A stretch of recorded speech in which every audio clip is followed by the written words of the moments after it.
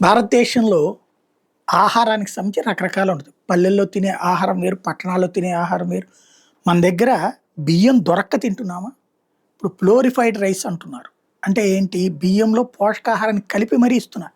దేంట్లో రేషన్ బియ్యంలో కూడా పోర్ట్ఫైడ్ ఈ పేరేదో పెడతారు. పౌష్టికాహారంతో కూడినటువంటి బియ్యాన్ని ఇస్తున్నారు. అలాగే ఈ మన దాన్నేమంటారు?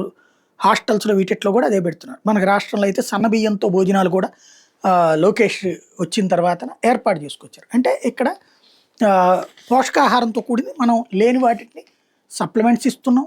అట్లాగే ఆహారంలో ఇప్పుడు ఎవరు తింటలేదయ్యా అంటే తినడానికి ఆ బియ్యం ఉండి, కొనగల స్తోమత ఉండి, ఇదేం తింటాలే పిజ్జా తిందాం, బర్గర్ తిందాం, లేకపోతే గనక స్విగ్గీలో, జొమాటోలో వచ్చేటటువంటి స్పెషల్ ఆఫర్స్ తిందాం అనుకునేవాడు తింటలేదు.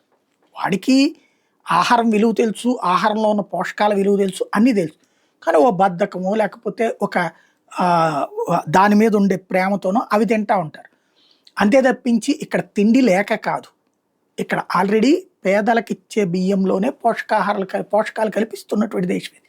కానీ ఇప్పుడు అమెరికా వాళ్ళు ఏం ప్రచారం బిగించేశారు? ఇదివరకు మనకి ఆకలి ఎక్కువ ఉండేది, పేదరికం ఎక్కువ ఉందని ప్రచారం చేశారు. ఇప్పుడు అది పోయి ఐక్యరాజ్య సమితి ఇచ్చిన నివేదిక ప్రకారం భారతదేశంలో పేదరికం రేటు దాదాపు 10% మాత్రమే ఉంది. మిగతాదంతా కూడా ఇదే మధ్యతరగతికి లేదా ఎగువ మధ్య తరగతికి చేరిపోయారు అన్నట్టు తెలిసింది. ఇప్పుడు వీళ్ళేం ప్రచారం చేస్తున్నారంటే 40% మందికి పోషకాహారం లేక అల్లాడిపోతున్నారు. అంటే ఏంటి? అప్పుడు అమెరికా వాళ్ళ ప్రొడక్ట్స్ తీసుకొచ్చి ఈ దేశం మీద రుద్దాలి. ఇది వీళ్ళ ఎత్తుగడ.